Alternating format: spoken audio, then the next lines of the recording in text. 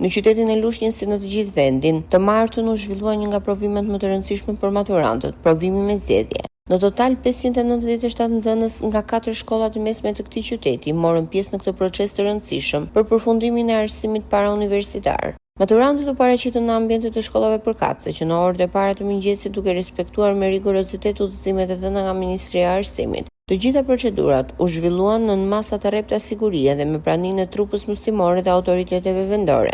Administrimi i provimit u krye në përputhje me rregulloren zyrtare duke garantuar transparencë dhe barazi për të gjithë nxënësit pjesëmarrës.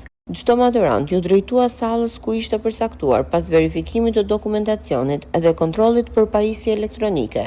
Zgjedhjet e lëndëve për këtë provim përfshinin lëndë të ndryshme si biologji, fizik, kimi, histori dhe gjeografi, duke u përshtatur profilit të secilit maturant. Kjo liri zgjedhjeje është pjesë e reformave të reja në sistemin e arsimit parauniversitar. Procesi u monitorua nga drejtues të shkollave dhe profesues të zyrës arsimore vendore, të cilët vlerësuan mbarvajtjen e provimit dhe angazhimin serioz të nxënësve dhe stafit pedagogjik. Ky është një hap vendimtar për nxënësit që synojnë të ndjekin studimet e larta, pasi rezultati i këtij provimi është një ndër komponentët kyç për pranimin në universitet.